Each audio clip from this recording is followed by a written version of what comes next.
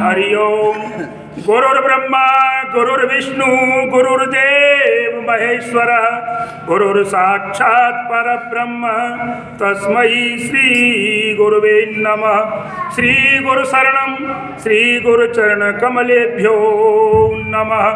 गजाननं भूतगणाधिसेवितं कपित्थजम्बू फलचारुभक्षणं उमासुतं शोकविनाशकारकं नमामि विघ्नेश्वर पाद पंकजम।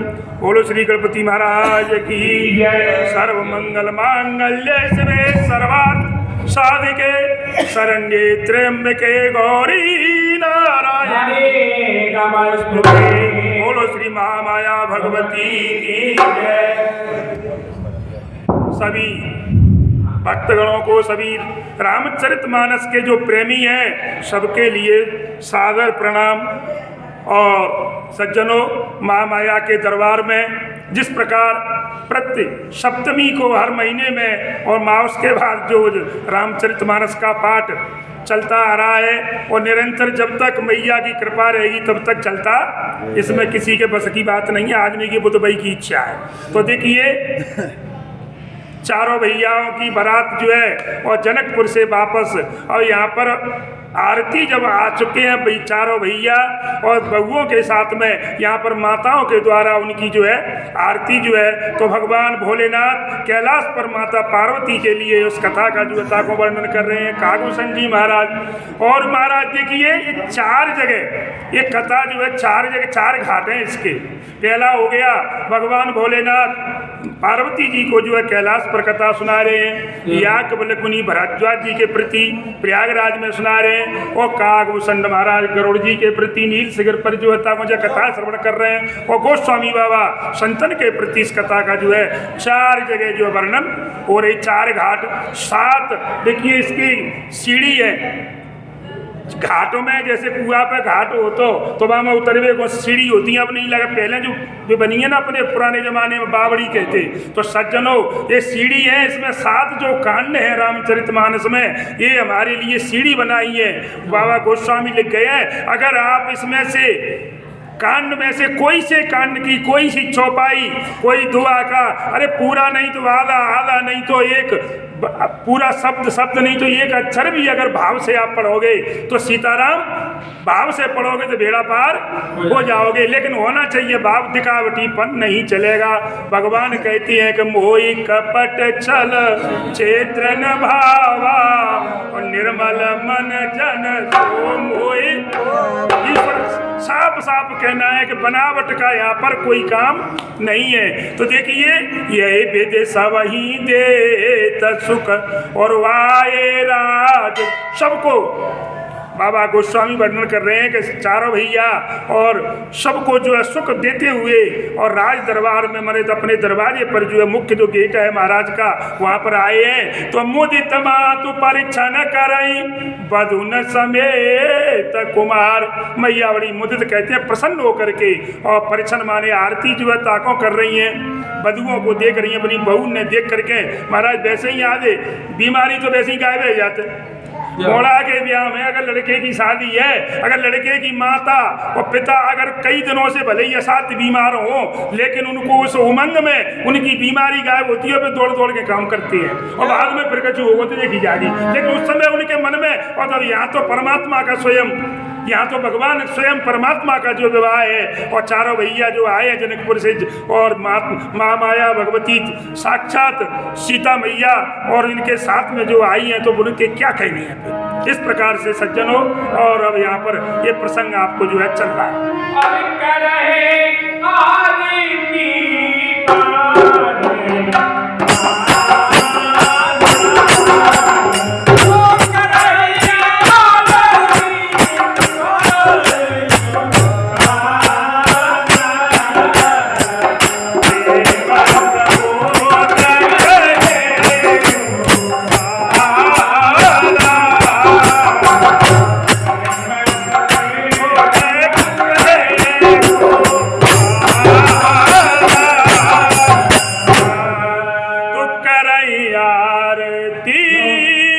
बारह ही बारह रामा, एक बार नहीं बार बार, क्योंकि मन तृप्त नहीं हो रहा। बार बार आरती जो है ताकों कर रही है मैयाएं।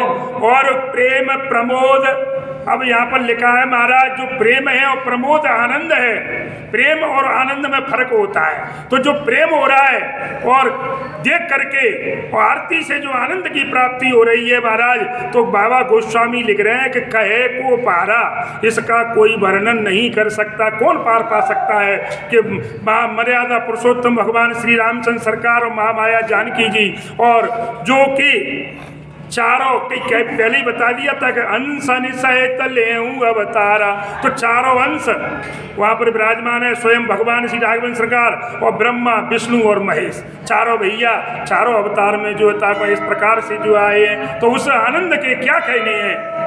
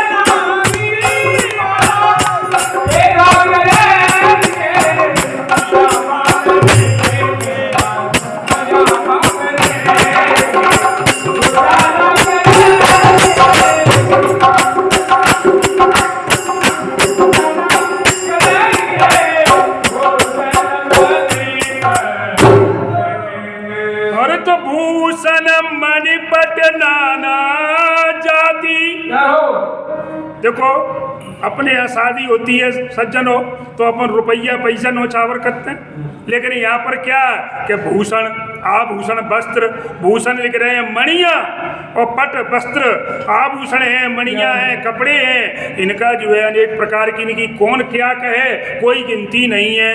कर निछावर अगणित भांति, नाना प्रकार की निछावर उस समय पर बहुओं के ऊपर बहुत अपने जो पुत्रों पर जो है दूल्हा दुल्हन कह लोचा कछू कहे, तो उन पर जो है मैयाएं जो है और जो नौछावर जो है ताकों लुटा रही है।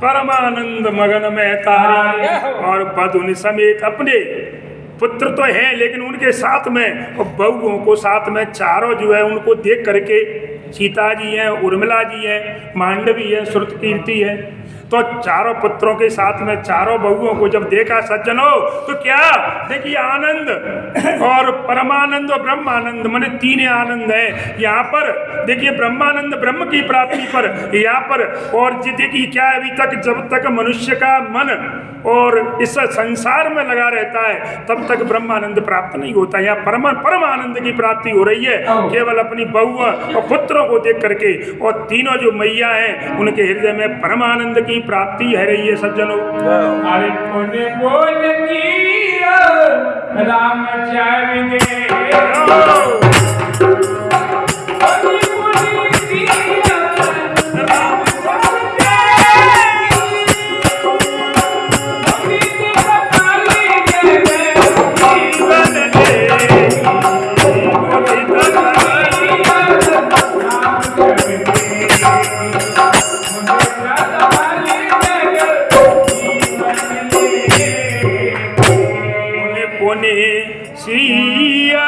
राम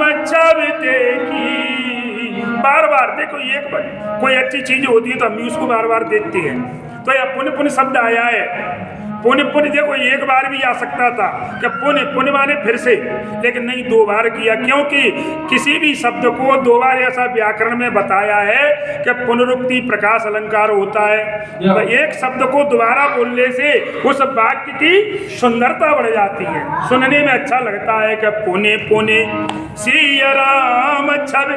देखिए, क्या बालक और नहीं थे, क्या बहुएं और नहीं थी, लेकिन नहीं, बार बार राम जी और सीता जी की छवि को बार बार मैया देख रही हैं। और मुदित सफल जब जीवन लेगी। महाराज, मनुष्य का सबसे पहला कर्तव्य है, पहली बात हमको ये बड़ा परमात्मा का जो है, हमें जो है और बंधन चिंतन करना चाहिए। हमें उनकी जो है और दया का कृपा पात्र समझ करके, प्रभु का कृपा प्रसाद में लेकर के हमें इस बात की खुशी मनानी चाहिए कि हमें मनुष्य का शरीर दिया, क्योंकि ये मानव तन देवताओं के लिए भी दुर्लभ है। सबसे दुर्लभ मनुज शरीरा, मनुष्य का। और उनमें भी देखो महाराज कि दिन में द्विज द्विज में श्रुतिधारी। पहली बात तो मनुष्य का जन्म, उसमें कई ब्राह्मण, और ब्राह्मणों भी द्विज। अब द्विज कैसे, मतलब अब यहाँ पर विद्वान लोग जो भी बैठे हैं, सब लोग सब समझदार हैं, तो मैं ज़्यादा कछु कह नहीं सकता हूँ, क्योंकि ब्राह्मण के घर में जन्म लेने से ब्राह्मण हो गए आप केवल, लेकिन द्विज की संज्ञा नहीं है। आपको अधिकार नहीं है दान दक्षिणा लेने का। तो द्विज का मतलब है, द्विज कब होते हैं, द्विज का मतलब होता है दो बार दोबारा जन्म होगा आपका। एक बार माता के गर्भ से जन्म होगा, द्विज, द्वि माने 2, और जाकार तो होता है जन्म। तो आपका दोबारा जन्म होगा, एक बार माँ के गर्भ से हो चुका, दोबारा आपको महाराज जब जो गुरु दीक्षा दी जाती है, दीक्षा दी जाती है गुरु के, गुरु मंत्र अलग, गुरु जी अलग, तो दीक्षा दी जाती है आपका यज्ञो पवित्र संस्कार जिसे कहें जनेऊ संस्कार, तब आप जा करके पूर्ण ब्राह्मण जो है ताकों कहलाते हैं। लेकिन आजकल जनेऊ के नाम पे बड़ा भारी कष्ट है। को गांठ को लगाए, को गांठ कौन पे लगवाए, कान में को लगाए, पेंट पे कैसे, अब क्या करेंगे, बड़ी समस्या हो रही है। चुटिया को रखा है, क्योंकि जो तो बेकार लगेगी, सो खराब हो जाएगी। जबकि ब्राह्मण का पहला एक शिखा सबसे, वो तिलक, शिखा और यज्ञ, 3 ही इसकी पहचान है। और इनमें से महाराज अब कचू पे तो ये कहू नाने, जहाँ बुराई ना ना कहू कि हमारा बुरा मत मानियो को, जहाँ तक हो सके कितना भी हो, लेकिन अपने अपने बच्चों को हमें ये संस्कार जरूर देना चाहिए। जो ब्राह्मण के बालक हैं, इनसे कह रहे भैया कम से कम, अरे 3 नहीं तो 2 नहीं तो 1 तो जरूर करो, तिलक तो जरूर लगाओ, यही तो सबसे बड़ी पहचान है। तो और मुदित सफल जगत जीवन लेखी। तो इस प्रकार से अपने जीवन को महाराज बड़ा धन्य जो है ताको मान रही है मैया राम जी के सुंदर। तो प्रसंग लगा तो कि तुम